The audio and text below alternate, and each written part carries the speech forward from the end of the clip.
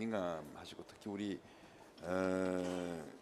신준석 기자께서는 그 임금 인상률을 보면 정권의 속성과 연결이 된다는 정도로 그 부분에 대해서 관심을 보이는데 어떻습니까? 방금 우리 이 기자께서 질문하신 데 대해서 뭐 답변해 주실 부분 없습니까?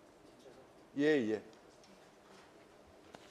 저도 뭐 똑같은 고민을 많이 했습니다. 그래서 아까 제가 잠깐 말씀드렸는데 정부가 공익위원 추천한 건 좋은데 제 생각으로는 단 노사가 합의해서 노사가 동의해서 공익위원을 확정하는 것이 바람직하지 않겠는가. 그런 사람만 다시 불편부다 노사도 볼 때 한쪽이 치울 치지 않았다는 사람으로 인정이 될 때 공익위원 하는 것이 저는 바람직하지 않다고 생각합니다.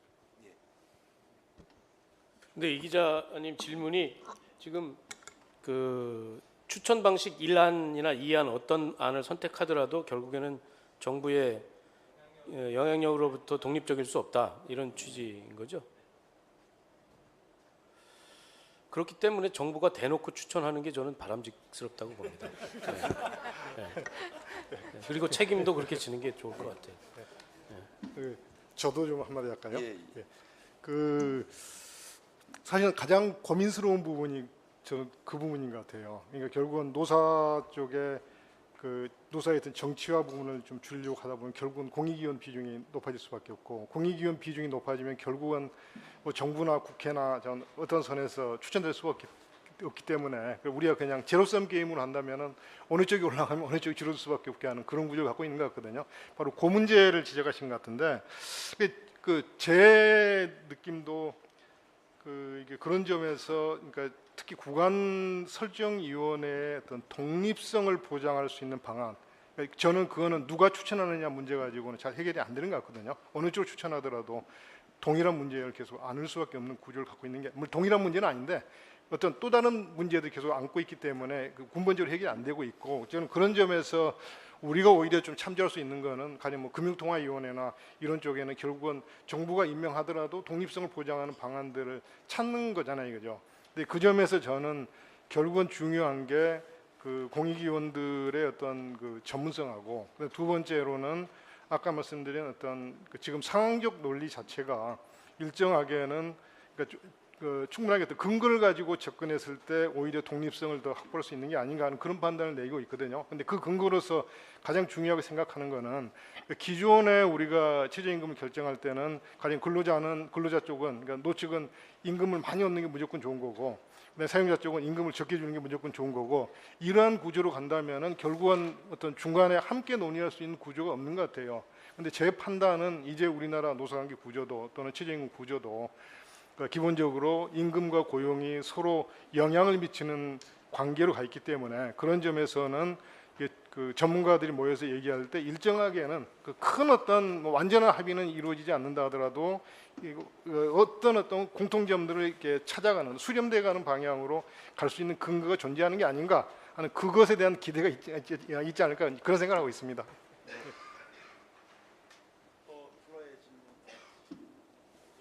저기 뭐지? 한 가지만.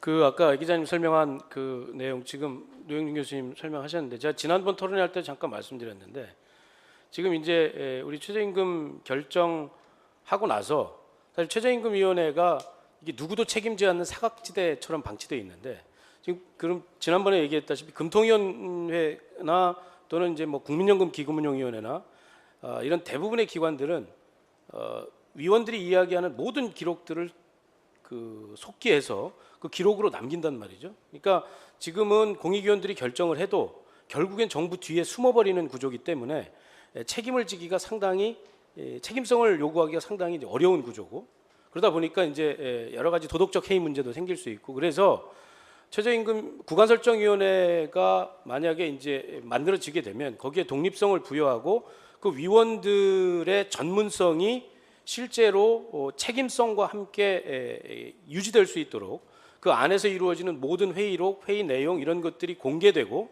그래서 그 전문성에 기반해서 논의가 이루어지고 자기 책임을 질 수 있도록 하게 되면 사실은 오히려 위원회에 참여하기를 꺼리는 현상들이 더 나타나지 않을까 그것 자체가 주는 책임성의 효과가 있지 않을까 그런 생각들을 합니다. 오늘 우리 이제 아까 제가 말씀드린 대로 우리 황정혜 회장께 한 2분 정도 시간 주지 않으면 연령차별 문제가 발생할 것 같아서 한 말씀 하시죠. 네, 스피치하고 스커트는 짧을수록 환영받습니다. 우리 좌장님 존중하는 의미로 제가 지금부터 2분을 카운트하면서 하겠습니다. 그 당사자라고 우리 이렇게 부른 게 이 짧은 시간에 무슨 뭐 구체적으로 전문적인 건 나열하려는 게 아니고 현장의 목소리를 참고하겠다라는 그런 그 고용부의 그런 그 뭐라 그럴까 저희 불러준 일단 참고하시겠다는 건 환영합니다.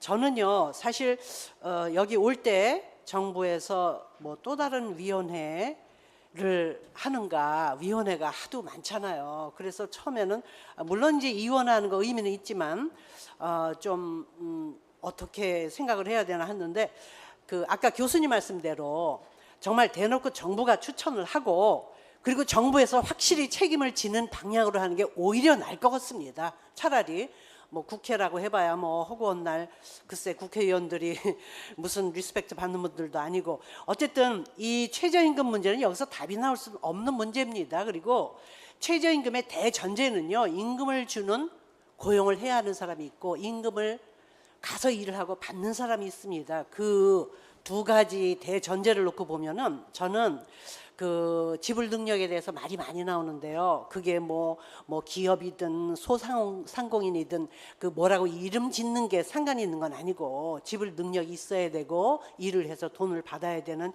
이 대전제를 놓고 그 현실적으로 상관이 있는 사람들이 많이 참여하는 게 참 필요하다고 생각을 해요. 왜냐하면 당사자가 제일 잘 알거든요. 그래서 제일 저희 특별히 대한민국에서 60대 이상이면 거의 40%에 육박하는 대단한 인구입니다. 저희들이 그 열심히 일을 하고 노후 준비가 안 된 상황에서 일을 꼭 해야 하는데 일자리가 줄어서는 안 되겠습니다. 그래서 저는요.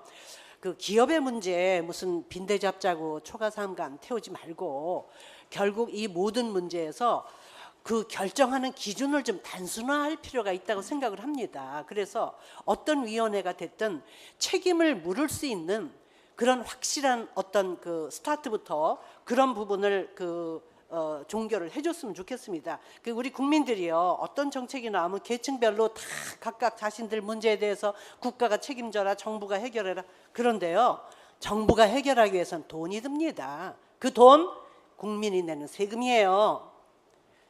북유럽처럼 정치인들이 신뢰를 받으면요 국민들이 기꺼이 세금을 냅니다. 우리 국민이 정치인 누가 신뢰를 합니까? 몇 명이 신뢰를 하고 내라는 대로 세금을 내겠습니까? 복지로 해결해라? 돈입니다. 국민 세금입니다. 내가 먼저 세금을 많이 낼 수 있는 마음이 있는가? 국민들이 그 생각을 하시고 앞으로 최저임금에 대해서 정말 이 정부에서 이 문제만큼은 정말 국민들이 삶의 근본에 해당되는 일이라는 생각을 가지고 어떤 위원회를 하든 정부가 추천을 하고 정부가 책임을 지고 위원들 들어오는 분들 한 사람 한 사람 책임을 확실히 물어서 제대로 된 일을 좀 진행을 했으면 정말 좋겠습니다. 이분이죠. 시간 지켜주셔서 고맙습니다. 예, 이제 시간이 다 되어가는 것 같습니다. 오늘 그 아까 플로에스도 농업에 종사하시는 분 그리고 소상공인 말씀하셨습니다만은 사실 우리나라에서 최저임금 정하는 것이 쉽지는 않죠. 왜냐하면 한국은 이중 구조가 심각하지 않습니까? 대기업하고 하청 정규직 그 차이를 어느 선에 눈높이를 맞출 것인가 이 문제부터 벌써 입장이 대립이 됩니다. 그리고 다른 나라처럼 산별고습이나 통일고습을 통해서 기본적 룰을 어느 정도 세팅하고 그것을 제도화하는 훈련이 되어 있지 않는 거기 때문에 국가의 어떤 정책을 통해서 이 문제를 풀려고 하니 여러 쪽에서 의견이 나올 수 있고 어떤 안을 내더라도 불만이 있을 수밖에 없는 그런 상황이라는 점이 한국의 특수 상황인 것 같습니다. 다만 오늘 지금 최저임금제가 갖는 제도적 취지 이것은 아까 강진구 기자께서 말씀하신 대로 초기에는 인간의 존엄성 보장, 적정임금의 보장, 기본적 수요의 충족이라는 인권적 동기에서 시작이 되었습니다. 그런데 최근에 소득 불평등이 경제적 성장에도 방해가 되기 때문에 큰 걸림돌이 되기 때문에 각 국가는 최저임금을 통해서 고용 안정과 지속 가능한 발전을 도모하는 또 소위 최저임금제 현대적 재조명의 과정에 있다고 봅니다.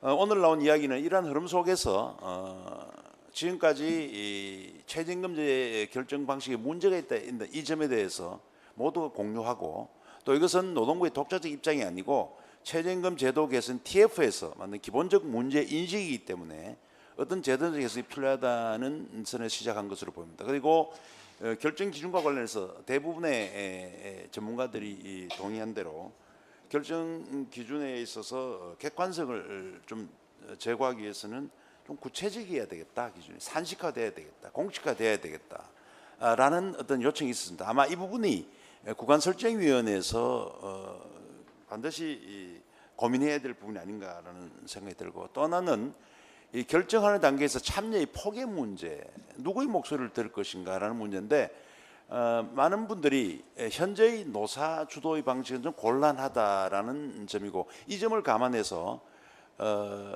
비정규직, 여성, 청년, 고령자 이런 부분의 참여를 확대할 것을 이미 안에 나와 있습니다만은 그 외에 지역, 아까 말한 업종도 함께 고려할 필요가 있다는 점이 논의가 된 것 같습니다.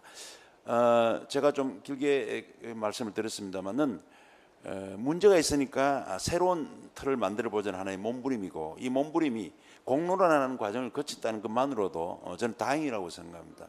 최저임금제 제도는 앞으로 저희들이 계속 논의하고 그 방향에 있어서 오늘 이 말씀은 뭐 제가 좀 사회자가 너무 편중된지 모르겠습니다만 노영진 교수께서 하신 말씀 임금과 고용의 균형 문제 인간의 존엄에 있어서 임금도 중요하지만 시몬 르 베이유라는 문학자가 이야기한 대로 노동은 이성의 학교이기 때문에 인간에 있어서 가장 중요한 조건이라는 이 점도 같이 아울러 고민하면서 앞으로 이 논의가 계속 진전될 수 있기를 저는 부탁드립니다.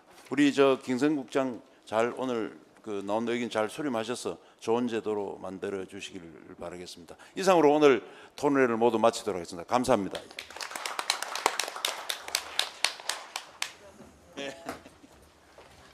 시간 잘 맞췄죠? 네. 건강 딱 지금 맞췄죠.